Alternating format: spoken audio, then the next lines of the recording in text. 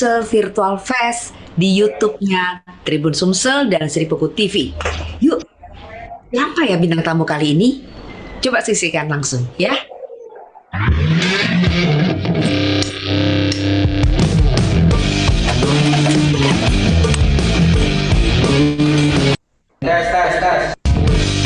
Oke, standby. 3, 2, 1. Ya. Assalamualaikum warahmatullahi wabarakatuh. Selamat pagi netizen. Jumpa lagi kita dalam bincang-bincang bisnis pada pagi hari yang sejuk ini. Para netizen sekalian, hari ini kita mengangkat topik di dalam bincang bisnis ini adalah gairah bisnis otomotif dalam kenormalan baru. Sebelumnya saya akan memperkenalkan dulu narasumber kita. Pertama adalah Bapak Gus Yandri dari Kepala Cabang Daihatsu, Astra Daihatsu Kantor Pusat Pelaju Palembang. Pagi Pak. Bapak Alek Mardinus Padil, Branch Manager PT Berlian Maju Motor. Selamat pagi Pak. Ya, selamat pagi Pak. Yang ketiga, pengamat ekonomi yang sudah menjadi langganan kita ini, Bapak Yan Sulistyo. Selamat pagi Pak Yan. Selamat pagi juga Pak Zwir dan rekan-rekan lainnya. Ya, baiklah. Pagi ini kita akan berdiskusi secara santai aja Pak. Kita bicara santai tentang dunia otomotif. Terlebih dahulu saya ingin memberikan pengantar.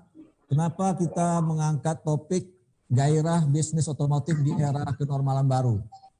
Berapa saya memakai kata gairah? Nah ini persoalannya kan gairah ini. Itu berangkat dari catatan kita bahwa setelah pandemi kan, dalam April sampai Mei itu kita mengalami penjualan otomotif menurun sampai penjualan retail itu sampai 26,6% tuh terjadi penurunan. Namun pada bulan Juni mulai nampak ada naik penjualan itu, baik secara retail maupun wholesale dari pabrik ke dealer. Nah, itulah maka kenapa kami khususnya mengangkat tema gairah bisnis otomotif di era kenormalan baru ini. Untuk gambaran secara lengkapnya, perbincangan ini kita mulai dari Bapak Yan Sulistyo dulu. Mungkin secara garis besar akan memberi kita gambaran kira-kira perbincangan kita mulai dari peran bisnis otomotif, dunia otomotif terhadap perekonomian nasional maupun lokal. Nah, bagaimanapun juga dunia otomotif bukan bicara soal penjualan mobilnya aja, tapi kita akan berkaitan dengan vendor, banyak terkaitkan dunia otomotif ini dalam penyumbangannya pada perekonomian. Mungkin Pak Yan akan memberi gambaran umum dulu, nanti akan kita lanjutkan perbincangan kita. Terima kasih. Saya dulu Pak Yan dulu. Oke, terima kasih Pak Azir. Selamat pagi Pak Gus Yandri dan juga Pak Alek Mardinus Padil. Pagi Pak dari saya. Ya. Si Pak. Ya. Mudah-mudahan pagi yang sedikit hujan dan mendung ini tidak akan menambah semangat kita dalam menjalankan rutinitas kita di hari ini. Jadi benar apa dikatakan oleh Pak Azwir tadi, mengatakan bahwa memang terjadi peningkatan baik secara retail maupun secara wholesale gitu. Jadi ini artinya kita bicara tentang optimisme penjualan otomotif di masa pandemik ini.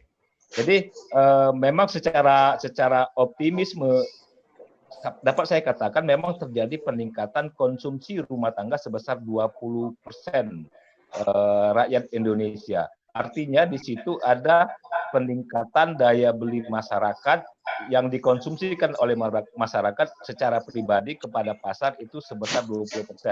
Jadi ada peluang bagi usaha apapun di Indonesia ini untuk bisa melakukan aktivitas penjualan.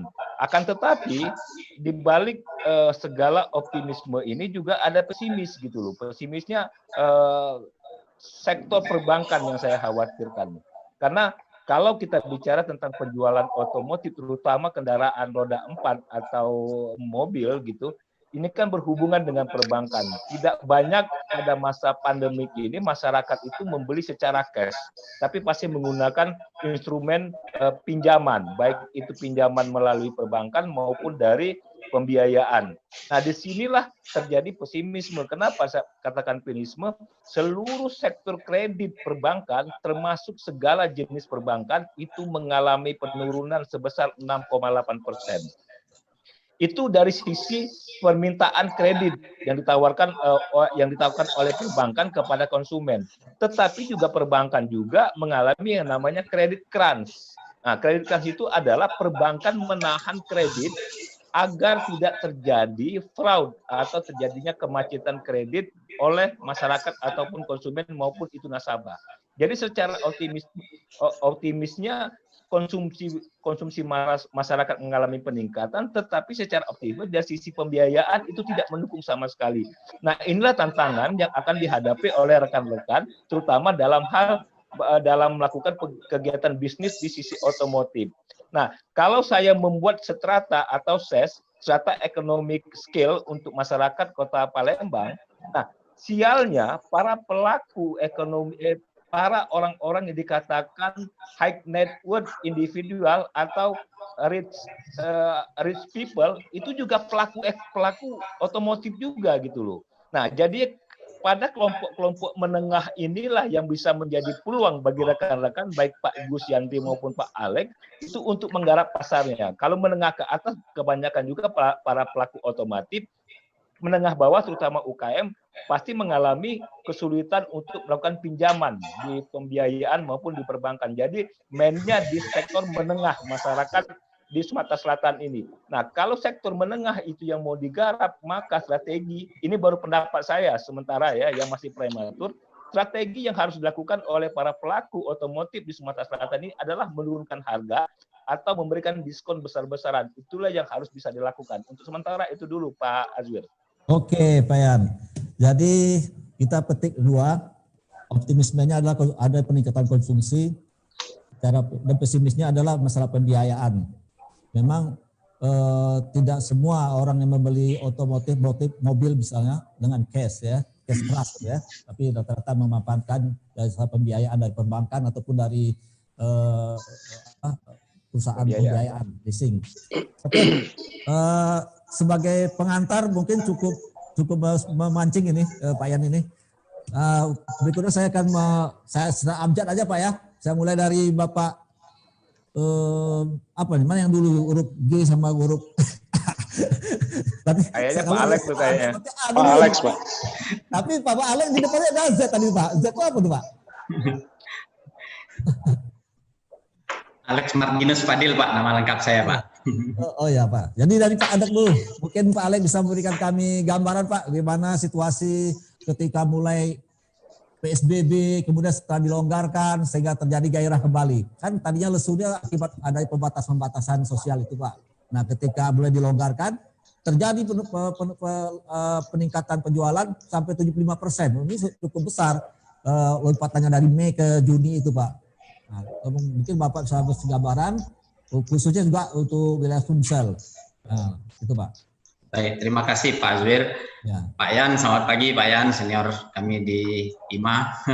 Kebetulan saya adalah anggota IMA Palembang. Pak Gus Yandri, sama-sama pelaku otomotif di Sumsel, salam kenal yang baru masuk kota Palembang. Siap, salam kenal Pak Alex. Ya, baik Pak Azwir, kalau kita lihat Pak ya, dari apa yang disampaikan oleh Pak Yan tadi, ada optimis, ada pesimis. Kita berharap di kondisi seperti ini, optimis inilah yang paling penting. Pesimisnya bisa kita kalahkan dengan optimis ini.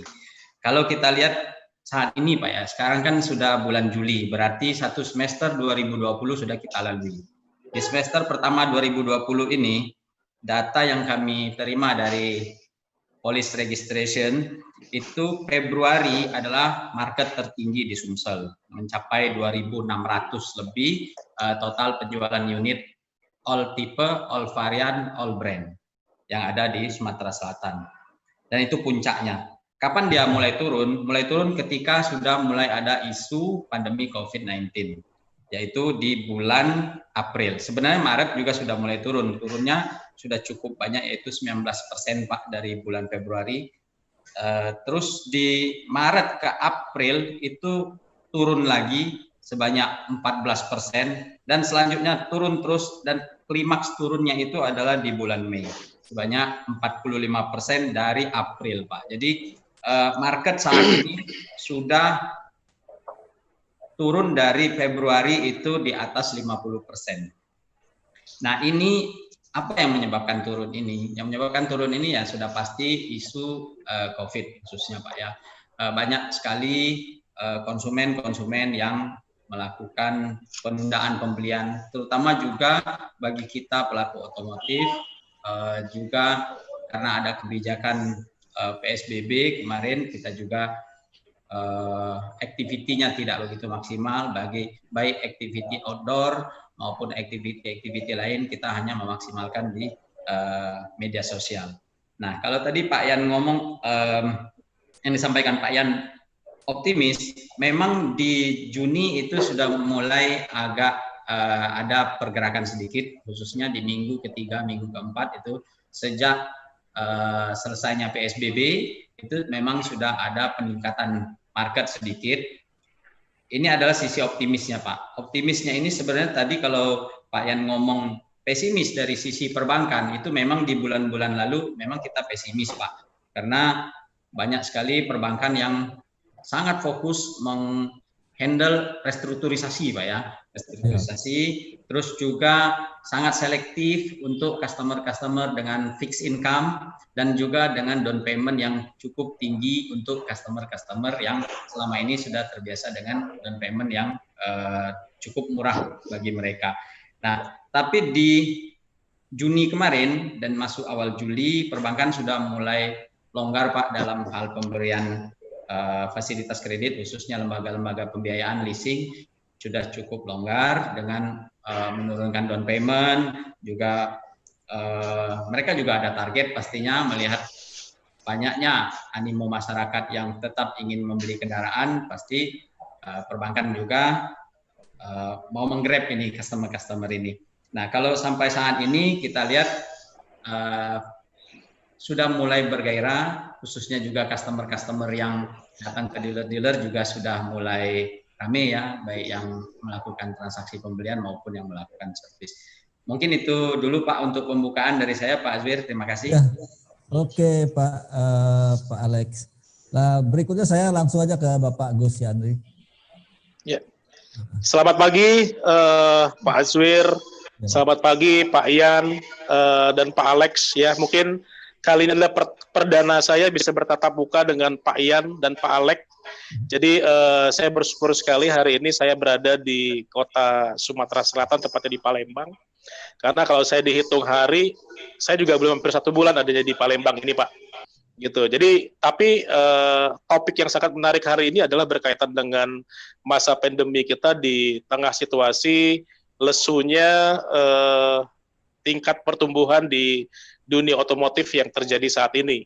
Memang pada saat hari ini kita awal sekali pasien 0102 presiden kita menyebutkan sudah ada di Indonesia, ini ada jadi suatu kecemasan tersendiri, di mana di otomotif sebenarnya bagi kita pelaku di otomotif pada saat itu memang masih belum terlalu berdampak Pak. Walaupun semakin hari semakin ke depan situasi yang semakin kelihatan bertambahnya pasien di COVID ini yang berdampak, saya pikir tidak hanya di otomotif, tapi di beberapa segmen, malah bahkan di kita sendiri sebagai karyawan pun kita melakukan pembagian tugas atau pembagian kerja. Walaupun sampai hari ini alhamdulillah kita belum ada melakukan PHK Pak di karyawan kita. Nah, jadi menyambung tadi apa yang Pak Yan sampaikan terhadap situasi yang terjadi di otomotif hari ini, memang tadi Pak Alex juga sudah menyebutkan bahwa terjadi beberapa gesekan atau terjadi beberapa pola yang berubah Pak di new era yang sekarang. Di beberapa faktor yang memang mempengaruhi, kita sama-sama tahu di dunia perbankan ataupun di dunia keuangan, tepatnya di leasing kalau kami sebutkan di otomotif, itu adalah efek dari pengaruh restrukturisasi Pak. Jadi lembaga pembiayaan saat itu memang sampai hari ini juga sangat secara cash flow dan lain sebagainya sangat berpengaruh terhadap pertumbuhan atau pergerakan untuk new customer kita.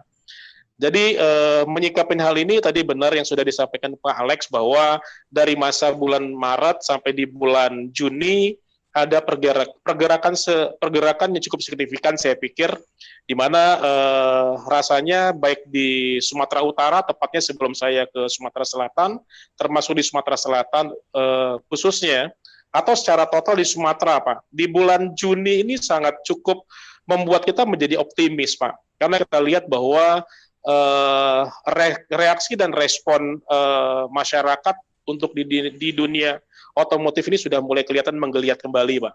Kelihatan di kita mulai dari pergerakan pesanan, ya, mulai dari pergerakan transaksi dan lain sebagainya itu kenaikan sekitar 60% secara total, Pak.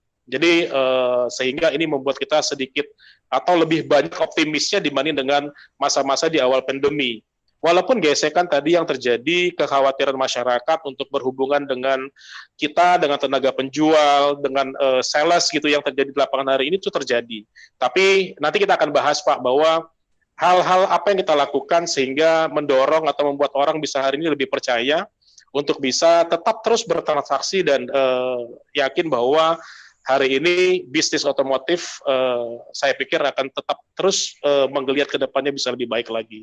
Secara market seperti yang Pak Alex sampaikan memang di bulan Juni yang lalu terjadi kenaikan yang lumayan cukup besar karena Medan, maksud saya Palembang atau Sumatera Selatan ini memang sangat potensi di areanya, Pak. Boleh dikatakan bahwa secara market share kita sebenarnya lebih besar dari daerah atau provinsi di Sumatera yang lainnya. Sementara seperti itu, Pak Aswir. Pak Gus. Ya, itu gambaran yang kita dapatkan dari pihak otomotif yang berhadapan langsung dengan masalah penjualan. Saya kembali ke Pak Yan, gini, Sumsel ini kan secara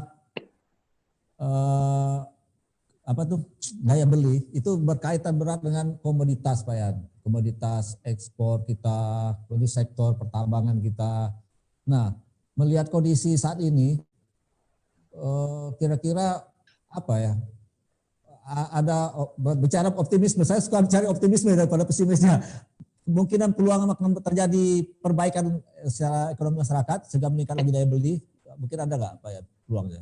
Ya, jadi beberapa data yang sudah saya himpun untuk komoditas unggulan Sumatera Selatan ini harganya cenderung mengalami penaikan. Misalnya saja kopi di Pagar Alam maupun di Muara Enim maupun di Muara II permintaannya tinggi, terutama untuk pasar Jawa, dan itu juga mengkerek harga kopi yang ada di Sumatera Selatan. Begitu juga komoditas-komoditas lain yang ada di Sumatera mengalami permintaan yang cukup signifikan dan juga mendongkrak harganya. Cuman yang jadi masalah itu adalah serapan pasar lokal Sumatera Selatan ini masih belum besar gitu. Apa penyebabnya? Masih ada kekhawatiran dari masyarakat terhadap pandemik ini gitu. Yeah. Jadi konsumsi yang dikeluarkan oleh masyarakat itu kebanyakan konsumsi rumah tangga. Hanya sebagian orang-orang tertentu saja yang bisa mengeluarkan uangnya untuk kepentingan lain, misalnya untuk pembelian kendaraan gitu loh. Kemudian coba kita lihat bisnis unggulan lainnya, misalnya saja batubara. Batubara tidak terdengar saya satupun perusahaan batubara Sumatera Selatan ini yang melakukan PHK.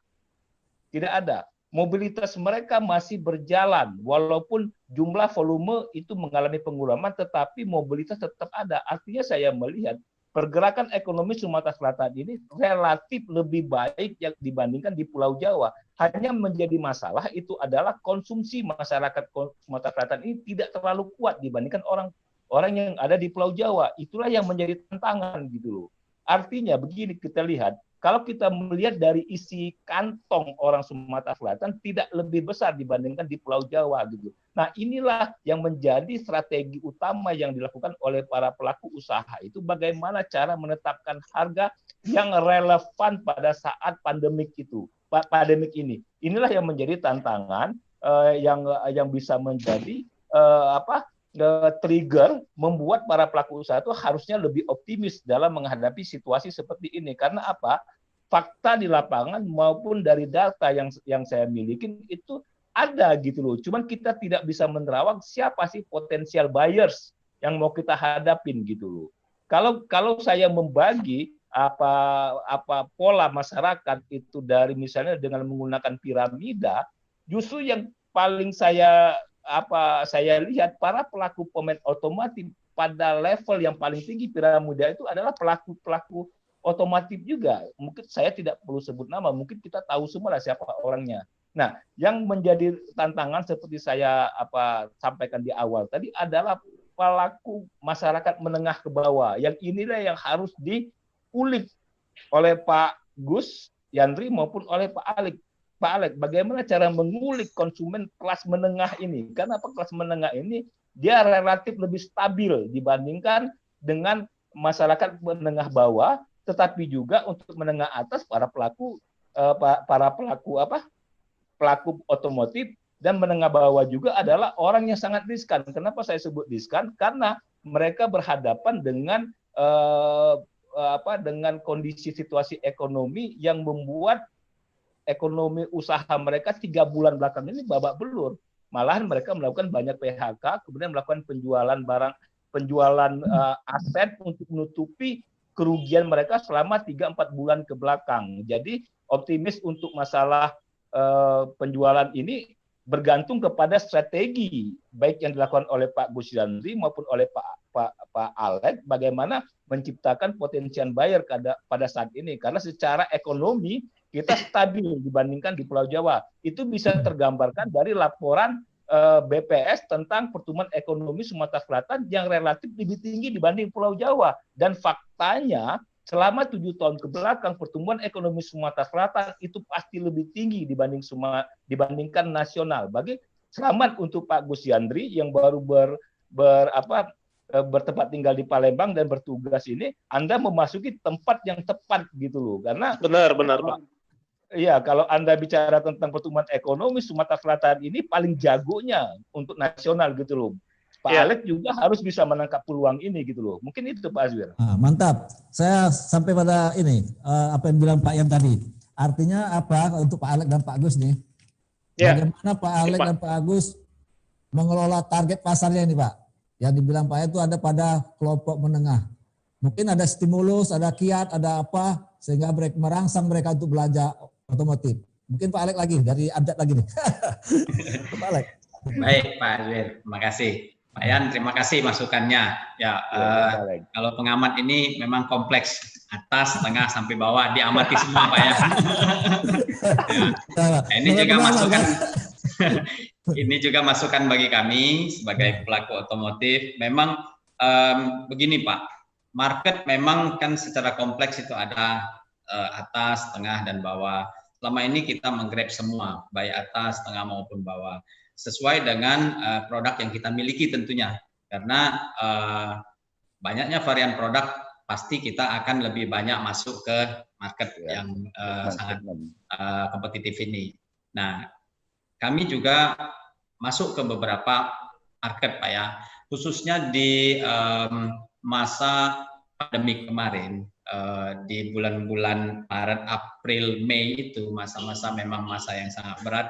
Memang customer atau pembeli-pembeli yang di menengah itu adalah pembeli yang menjadi target sebenarnya Pak, bagi kami dan juga bagi finance company. Kenapa Pak? Karena customer yang menengah ini adalah sebagian besar customer yang memiliki fixed income, ya, pendapatan tetap, yaitu karyawan, pegawai dengan gaji tetap atau pendapatan lain-lainnya yang angkanya mungkin bisa mengcover dari angsuran yang akan dibayar.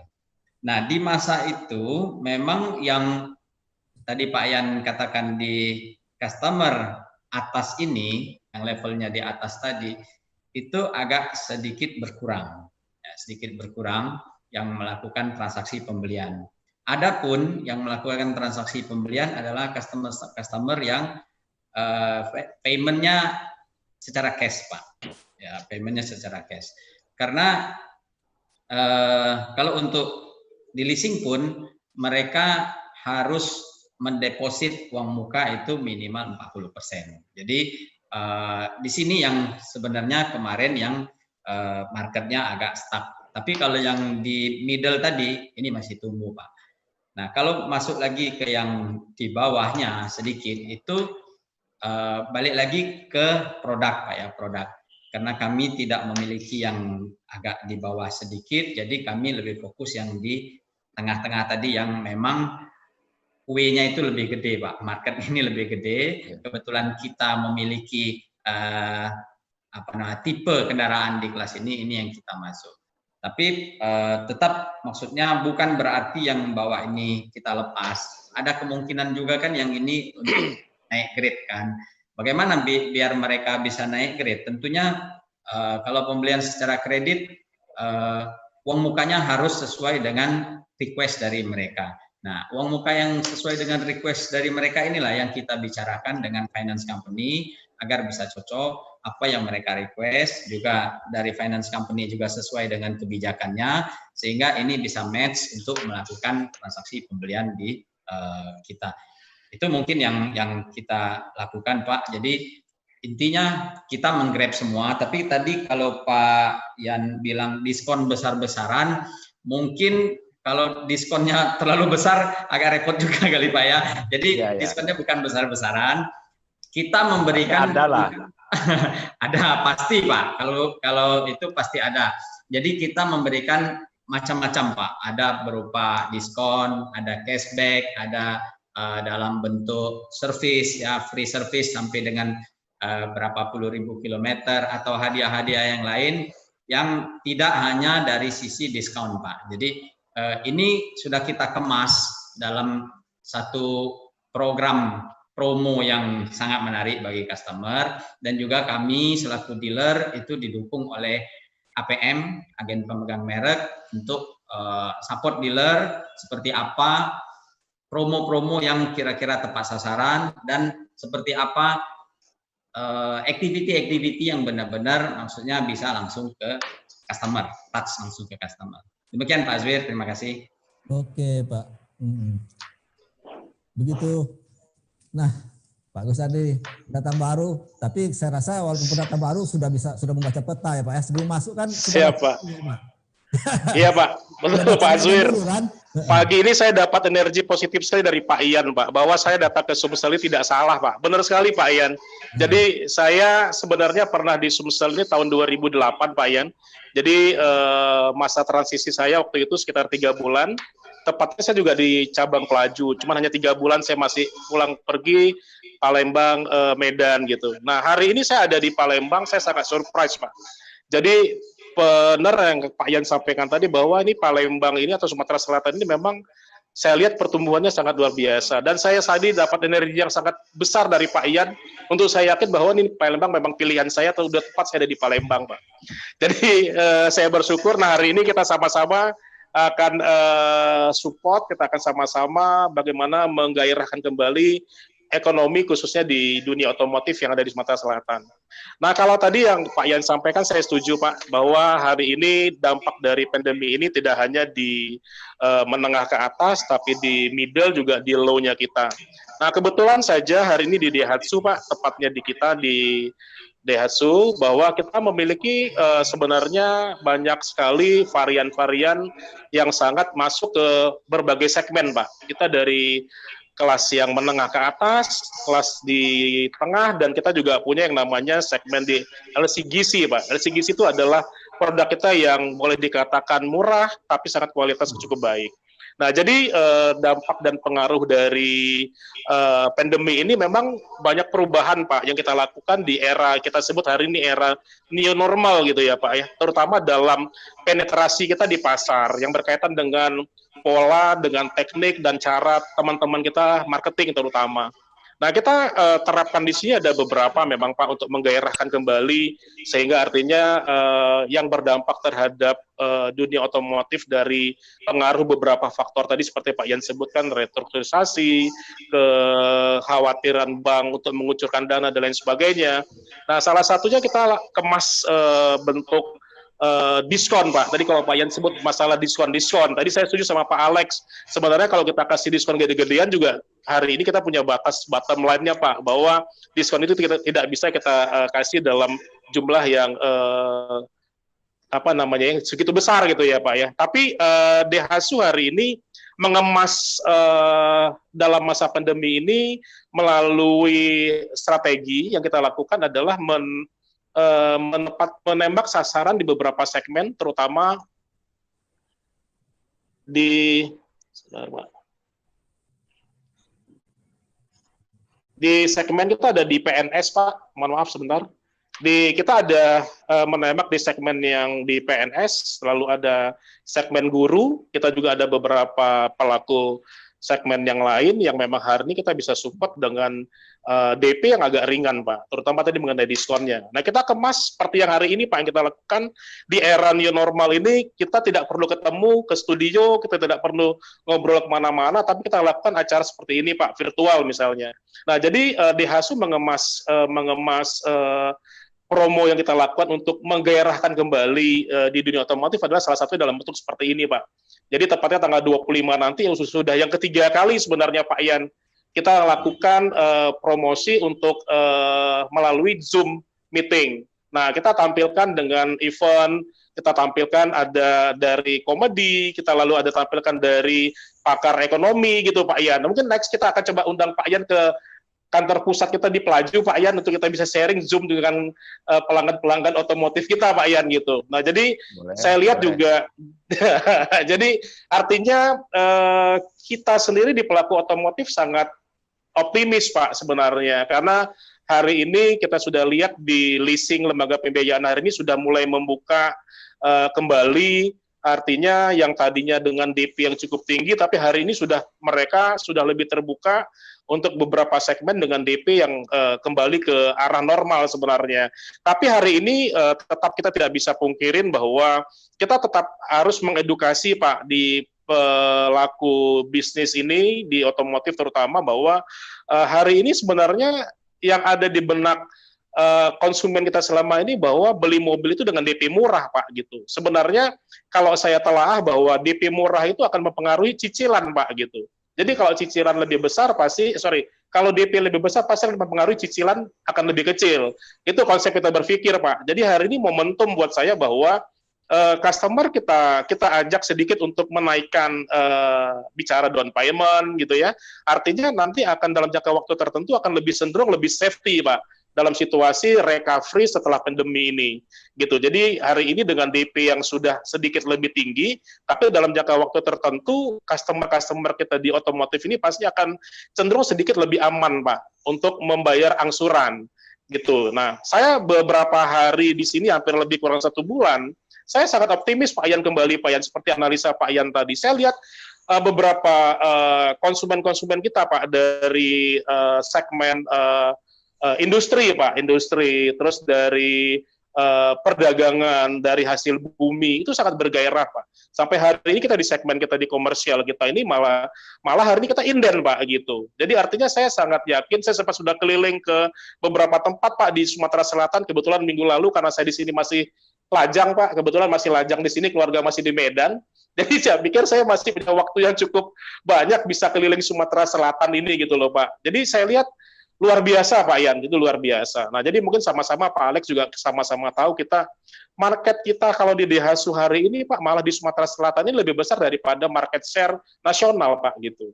Jadi artinya kita optimis sekali. Ini Sumatera Selatan kita akan coba kembali menggeliatkan lagi bahwa rasanya sih kita tidak boleh terlalu berlama-lama dengan situasi seperti ini. Kita akan berusaha, tapi yang penting satu Pak Ian, kalau saya boleh saran bahwa situasi ini memang dengan dari masa PSBB sampai sekarang sudah mulai dilonggarkan itu memang agak sedikit kebablasan nih Pak Ian.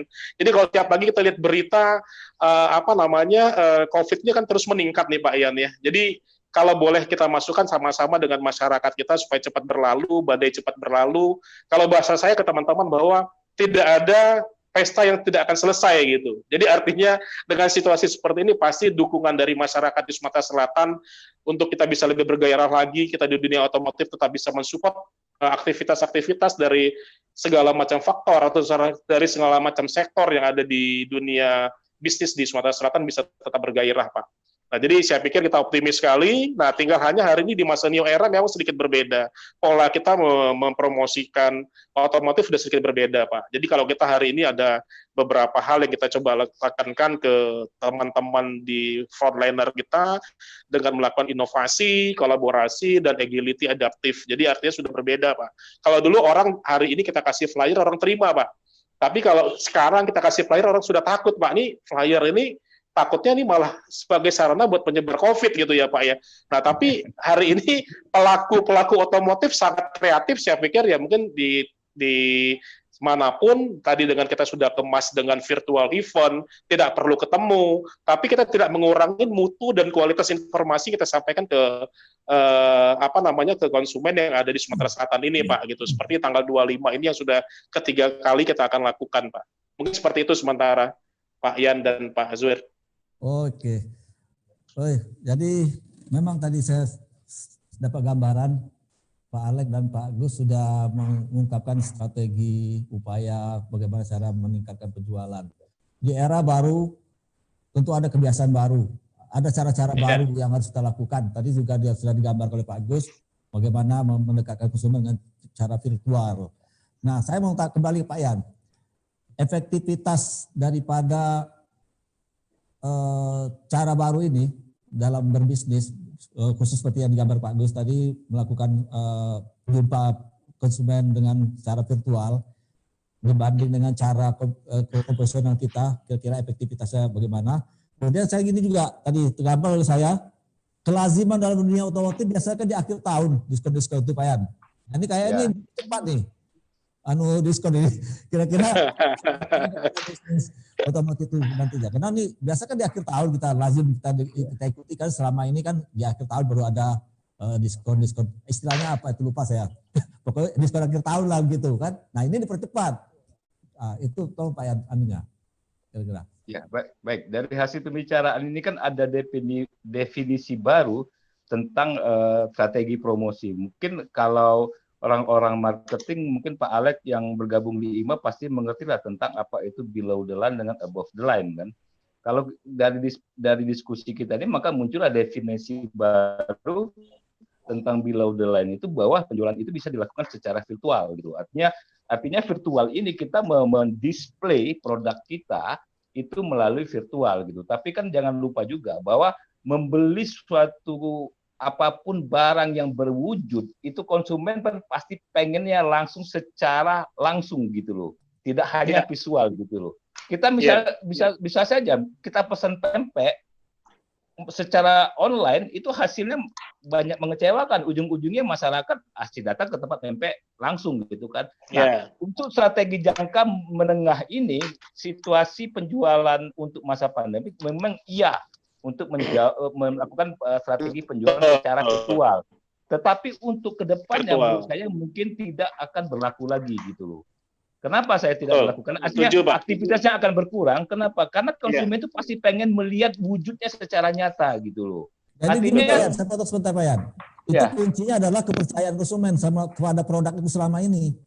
Iya, enggak. Kalau produk barang bagus, mereka mungkin kepercayaan. Ya, enggak. Kalau produk itu yang sudah existing, iya mungkin Pak. Tetapi kalau produk itu baru misalnya, Daihatsu mengeluarkan varian baru, Mitsubishi mengeluarkan varian baru, itu nggak bisa dijual secara virtual. Dia harus melakukan display langsung, mengundang konsumen untuk datang ke cabang atau mereka jualannya ke mall misalnya. Itu baru bisa efektif. Tetapi kalau visual nggak bisa efektif Pak. Tipikal masyarakat kita kan ingin menyicip, mencoba, merasakan. Itu ada sensasi bagi mereka untuk melakukan pembelian. Tapi kalau virtual cuman hanya di angan-angan saja, yang namanya kan visual gitu. Hanya ada di visi kita saja. Nah, visi itu kan harus dilaksanakan di lapangan. Baru ada action gitu. Nah, jadi definisi tentang above the line itu adalah secara penjualan secara virtual gitu. Tapi untuk jangka menengah mungkin iya, tetapi untuk jangka panjang rasanya kita kembali kepada masa-masa normal kembali gitu. Jadi aktivitas. Nah, perlu kita cermati juga bahwa masyarakat sekarang ini rasanya sudah bebal dan kebal dengan keadaan situasi sekarang ini. Kenapa? kita lihat sekarang ini pergerakan ekonomi, pergerakan orang dan jasa yang ada di Kota Palembang ini, satu karena tuntutan ekonomi. Kalau mereka hanya berdiam diri di rumah mengharapkan bantuan sosial dari masyarakat, rasanya mereka nggak bisa hidup gitu loh. Hanya bisa makan saja, tapi mereka nggak bisa hidup secara normal. Makanya aktivitas sekarang ini masyarakat baik barang jasa itu sudah rame di Palembang. Nah, ini optimisme bagi rekan-rekan untuk melakukan penjualan secara non visual gitu loh. Artinya kalau toko-toko sudah buka, kantor-kantor sudah buka, baik perkantoran pihak swasta maupun negeri itu dibuka, maka itu strategi untuk melakukan below the line itu bisa dilakukan gitu dengan cara tetap melaksanakan protokol kesehatan dengan menggunakan masker atau face shield, siapkan hand sanitizer dan macam-macam. Jadi antara below the line dengan above the line, dua-duanya menurut pendapat saya harus dilakukan semua. Mungkin itu Pak Azir. Setuju Pak Yan. Masalah tadi Pak Yan, satu lagi. Diskon yang dipercepat ini Pak Yan.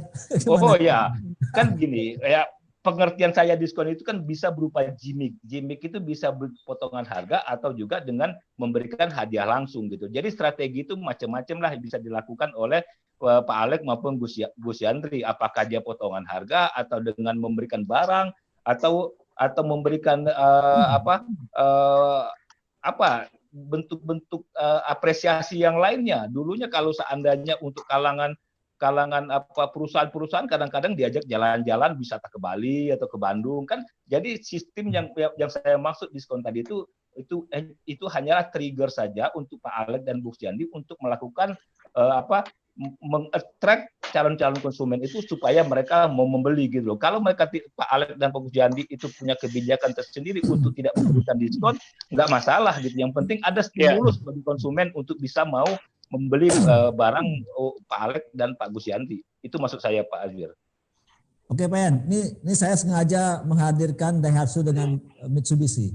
Kenapa? Karena antara dua merek ini ada jauh masalah produknya. Ada kekhasan pada Mitsubishi, ada kekhasan pada Daihatsu. Nah, saya ingin Pak Yan menganalisa keunggulan pada Mitsubishi dan keunggulan pada Daihatsu. Ya. Kalau Daihatsu kan sebenarnya kan diperuntukkan untuk konsumen perkotaan, tapi kalau untuk Mitsubishi itu kan kalau produk yang sekarang mereka keluarkan itu hanya produk yang diusulkan orang yang mobilnya antar kota dan antar provinsi gitu loh keunggulannya. Kalau dulu Mitsubishi bisa bersaing di perkotaan, justru adanya produk yang namanya Mitsubishi Lancer, Mitsubishi Jelen gitu. Sekarang untuk pasar Honda, untuk pasar sedan kan sudah dikuasai oleh Honda. Kemudian Mitsubishi jagonya di truk gitu loh. Bersaingnya dengan Astra gitu dulu. Saya dulu pernah juga berkecimpung di dunia otomotif sebagai salah satu konsultan, rekan kita di Pelaju juga gitu loh. Jadi untuk Mitsubishi sampai sekarang data yang saya miliki itu tetap menguasai di 2 ton ke atas. Tapi kalau misalnya di bawah 2 ton ke atas itu tetap jagonya itu Astra Group gitu. Jadi itu data yang saya miliki. Mungkin terjadi perubahan data mungkin, tapi menurut saya rasanya enggak. Tetap saja itu Mitsubishi jagonya itu di 2 ton ke atas, Toyota itu di bawah 2 ton. Ada pendapat Pak Yan bahwasanya nanti pertumbuhan ekonomi kita ke depan ini pada 2021 itu didorong banyak disumbang oleh sektor pertambangan. Mungkin Mitsubishi masuk di sana kali ya, bisa. Ya, enggak. Kalau prediksi saya pertumbuhan ekonomi kita masih anjlok Pak Azwir. Belum bisa mendukung sama sekali, masih belum anjlok gitu. Data sementara saya masukin saja itu perbankan saja sudah minus semua pertumbuhan kreditnya. Ini bisa kita kemudian ada trigger lainnya yaitu nilai tukar rupiah. Kenapa nilai rupiah? Karena kebanyakan mata uang asing itu sudah kembali ke negaranya atau pindah ke negara lain. Karena apa? Indonesia masih tidak dianggap aman terhadap COVID karena kebijakan pemerintah itu masih diragukan untuk bisa membuat wabah COVID ini akan melandai, justru semakin meningkat terus. Jadi untuk struktur ekonomi kita masih belum kuat, tetapi saya katakan walaupun tidak kuat secara makro, secara mikronya masing-masing daerah itu punya karakteristik gitu loh. Untuk Pulau Jawa mungkin iya, tetapi untuk Pulau Sumatera dan Kalimantan menurut saya industri otomotif akan bisa tumbuh karena apa? komoditas di Pulau Jawa itu banyak disuplai dari Sumatera dan Kalimantan. Terutama misalnya batu bara. Batu bara itu penghasilnya ada Kalimantan dan Sumatera. Maka peluang bagi rekan-rekan untuk bisa menjual kendaraan yang spesifikasinya untuk perusahaan pertambangan. Kemudian untuk masalah komoditas. Nah, saya yang sangat sayangkan, kenapa ya? Misalnya saja teman-teman baik itu merek-merek otomotif itu tidak berani buka cabang di kabupaten-kabupaten yang menurut saya walaupun pasarnya kecil, tetapi itu tidak memiliki daya jangkauan bagi masyarakat sana untuk membeli di daerah masing-masing. Mereka ujung-ujung harus datang ke Palembang untuk melakukan pembelian, tetapi tidak berani mereka membuka misalnya ada di Muara Enim atau di Lahat atau di Batu Raja, kecuali Astra ya saya lihat sudah mulai menggunakan untuk buka cabang itu. Nah, menurut saya itu sebenarnya peluang bagi Pak Alex maupun Pak Gus Yandri itu untuk melakukan ekspansi penjualan secara fisik gitu loh. Mungkin itu Pak Azwir. Benar Pak Yan. Saya boleh. Pak Azwir, mungkin saya mau menarik nih yang masukan dari Pak Yan mengenai market yang cukup coverage-nya cukup luas di Sumatera Selatan, Pak Yan. Ini sebagai informasi saja bahwa Daihatsu sebenarnya kita sudah ada di beberapa titik di pinggiran, Pak. Karena kalau kita lihat secara data di market seperti di Ogan Ilir gitu ya, di Oki, terus saya kemarin ke Kayu Agung gitu ya. Saya pikir kita sudah ada Pak sebenarnya beberapa titik lagi. Doain saja Pak, mudah-mudahan dengan adanya saya di sini kita akan lebih bisa menjangkau kawasan-kawasan yang memang yang berdampak terhadap jauhnya mobilitas saudara-saudara kita ada yang di pinggiran Sumatera Selatan, Pak. Jadi hari ini kita sudah ada di beberapa titik di pinggiran, Pak Yan, untuk bisa mengcover, menjangkau segmen di pinggirannya. Seperti itu, Pak Yan. Ya, sebenarnya menurut saya itu Pak Alex nih punya peluang untuk bisa melakukan ekspansi ke daerah. Karena apa? Mobil-mobil Pak Alex ini sudah justru bertebaran di daerah, terutama yang penghasil batu bara, kemudian komunitas unggulan Sumatera Selatan. Seharusnya Pak Alex lebih berani untuk ekspansi ke sana, Pak. Peluangnya besar menurut saya gitu loh. Terima kasih Pak Yan. Sebenarnya kita sendiri sebenarnya sudah ada di beberapa titik juga Pak, dealer 3S kita. Terus kita juga ada point sales di beberapa kabupaten, hampir semua kabupaten sih sebenarnya kita sudah ada point sales ya, point sales. Untuk Mitsubishi sendiri sudah ada, untuk Berlian Maju Motor sendiri pun sudah ada, karena kita juga melihat market seperti yang Pak Yan katakan tadi. Kita juga ada di Tugu Mulyo Pak, arah lintas timur, karena di sana juga market dari hasil komoditi cukup bagus. Ada juga di Lubuk Linggau dan beberapa point sales yang memang aktif untuk follow up customer di daerah tersebut. Kita juga mendisplay kendaraan di sana. Kita juga ada tim yang canvassing, moving ke daerah sana Pak, sehingga kita juga tahun lalu menjadi the best sales fleet Pak untuk mobil Fuso seluruh Indonesia, menjadi nomor 1 Berlian Maju Motor ini. Terutama penjualan terbesarnya adalah di tambang batubara di daerah Lahat Pak. Nah ini marketnya cukup bagus di sana. Tapi tadi seperti Pak Yan sudah ungkapkan bahwa kita hanya menjangkau mobil yang luar kota. Sebenarnya kalau saat ini kalau Pak Yan ikuti perkembangan produk Mitsubishi, justru Mitsubishi ini kan ada terbagi 3 Pak sebenarnya produknya. Ada passenger car, ada light commercial vehicle, yaitu mobil pickup ringan dan double cabin, ada commercial vehicle. Commercial vehicle itu ya truk tadi Pak, truk yang kayak full diesel dan Fuso. Nah untuk mobil-mobil passenger itu sebenarnya yang peruntukannya di kota, kita sudah cukup bagus Pak. Ada Pajero Sport yang sejak 2009 sudah launching, saat ini kita sudah menguasai market cukup bagus, rata-rata sudah 50% market share kita kuasai. Terus ada pendatang baru kita di kelas yang tadi marketnya sangat besar saya katakan, di kelas minibus, low MPV yaitu Xpander Sport 2017 launching, sampai saat ini sudah di Sumsel marketnya sudah rata-rata di angka 26-28% Pak. Dan ini sebagian besar juga adalah di perkotaan Pak.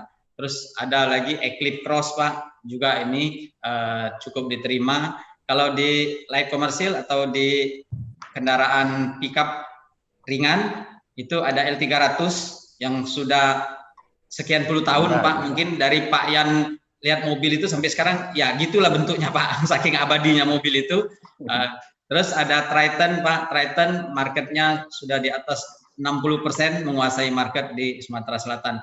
Jadi sebenarnya banyak sekali varian produk kita yang ada dan cukup menguasai market, menjadi market leader dari beberapa varian tersebut di Sumatera Selatan. Terima kasih Pak Yan. Pak Azwir silakan. Mungkin Pak Agus juga bisa saya kasih kesempatan. Ya, baik Pak. Jadi hari ini kita juga bicara di market bahwa Daihatsu ini sendiri secara market share kita sudah 11 tahun berturut-turut kita berada di nomor 2 Pak. Jadi artinya kita dengan kompleksnya produk kita dari semua jangkauan segmen kita, nah terakhir di tahun lalu kita masih bisa tetap bertahan di posisi nomor 2 secara market share. Nah kita pikir bahwa dengan bermodal ini kita sangat optimis sekali Pak. Dengan line up produk kita yang sangat bervarian dan menjangkau ke semua segmen dan lapisan masyarakat gitu Pak. Nah jadi kalau tadi kita lihat di LCGC, di SUV, terus di passenger yang lainnya, saya pikir hari ini market tetap harus tumbuh. Hari ini dengan situasi yang sebenarnya terbentur dengan pandemi hari ini, tapi ya saya berharap bahwa ini akan lebih membaik ke depannya Pak. Nah jadi ya di new era yang seperti ini Pak Yan sampaikan tadi, hanya mungkin sifatnya sementara Pak, secara virtual kita juga mempromosikan dengan cara yang sedikit berbeda hari ini, tapi teman-teman hari ini juga sudah melakukan Pak. Kalau di teman-teman sales itu hari ini justru semangatnya sangat berapi-api saya pikir Pak. Jadi dengan waktu 2 bulan, 3 bulan kita kemarin work from home, kita ada yang mungkin di rumah sambil mempromosikan produknya. Tapi melihat hari ini sudah mulai menggeliat lagi, kita tetap melakukan activity-activity yang lain Pak. Ditambah hari ini malah saya sudah mulai buka showroom saya sampai malam ini Pak Yan gitu. Jadi artinya kalau konsumen kita yang memang dalam waktu pagi sampai siang ada kesibukan atau sampai sore, malah dengan saya di sini kita akan buka sampai malam Pak. Jadi artinya kita memanfaatkan situasi yang sudah mulai bergairah ini dengan tetap tadi protokol Pak ya, protokol COVID kita lakukan, tetap wajib bermasker, kawasan di kantor kita, termasuk salesman kita juga di luar wajib bermasker.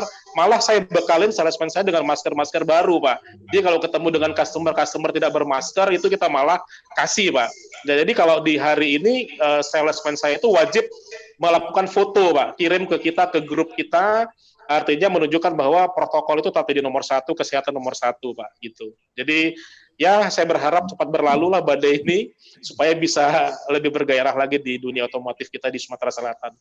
Seperti itu Pak Yan. Oke, ternyata memang nggak salah nih saya ambil judul gairah bisnis otomotif di era kenormalan baru.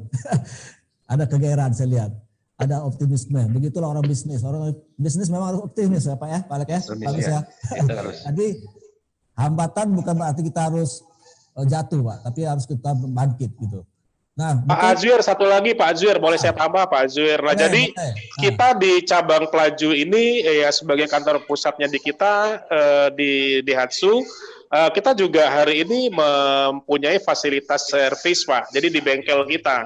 Nah, jadi hari ini pun kita tidak hanya di dunia sales, tapi kita juga melakukan monitoring, maintenance customer kita yang selama ini sudah memakai produk kita Pak. Jadi kita menggunakan fasilitas mobile service, kita punya sepeda motor, kita punya mobil, jadi masyarakat tidak perlu khawatir lagi kalau memang masih gampang untuk datang ke tempat kita punya jaringan layanan mobile Pak, jadi tinggal booking ke tempat kita yang akan datang Pak. Jadi artinya ya dengan bergairahnya ini kita lakukan apapun ya Pak Yan ya supaya bisa lebih masyarakat kita lebih bisa optimis, kita lebih bisa percaya lagi bahwa kita akan tetap keluar dari permasalahan COVID ini Pak gitu. Oke. Ya. Terima kasih Pak Azwir. Kurang lebih sudah 1 jam kita berbincang. Nggak terasa ya Pak? Nggak terasa, enak. Sebenarnya mau disambung lagi, tapi nanti Pak Alek ada rapat. Iya. Untuk sambung. statement saya mulai dari Pak Yan, satu Pak Alek, lalu kemudian Pak Gus. Untuk mengakhiri acara kita. Pak Yan silakan. Ya, baik. Ya, optimis itu selalu harus hadir di jiwa-jiwa kita, terutama dalam menghadapi pandemik ini. Tanpa spirit kita, tanpa optimis kita, ya tentu kita tidak bisa berkembang, terutama bisnis kita. Maka jalan satu-satunya ya harus optimis gitu loh. Karena apa? Kalau setiap ada peluang tentu pasti ada tantangan. Hidup ini kan ada dua, ada kanan, ada kiri, ada atas, ada bawah. Kita bisa memilih dua-duanya. Tinggal kita pastikan saja mana yang terbaik, apakah atas atau bawah atau kiri atau kanan. Hanya itu saja kok yang bisa kita lakukan. Selebihnya kita ikhtiar dan berusaha sekuat mungkin bagaimana supaya kita bisa bisnis kita tetap berjalan selagi kita membantu usaha kita sendiri, membantu usaha orang lain dan juga membantu perekonomian Indonesia. Itu saja untuk dari saya Pak Azwir. Ya, Pak Alex, silakan Pak Alex. Baik Pak, terima kasih. Ya, ini closing statement saya. Di masa seperti ini Pak, kita sudah melalui beberapa kali masa berat Pak di perekonomian Indonesia. Seingat saya di tahun 98 itu sangat berat sekali, terus tahun 2018, terus berturut-turut lagi ada beberapa kali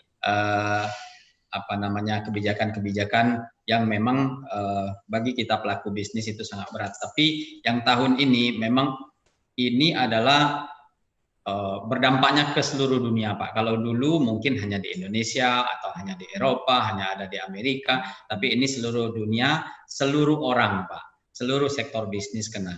Tapi apakah ini akan berlanjut terus? Tentu seperti tadi yang sudah disampaikan oleh Pak Agus ya, pesta itu pasti akan berakhir. Juga badai juga pasti akan berlalu tentunya. Nah, kita lah sebagai pelaku bisnis ini mungkin mengedukasi baik internal maupun eksternal seperti apa seharusnya kita menjalani bisnis ini yang dampaknya baik tentunya untuk kita bersama dari sisi kesehatan.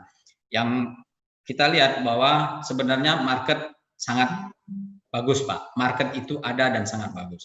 Sumatera Selatan ini tidak kurang dari sisi hasil bumi Pak.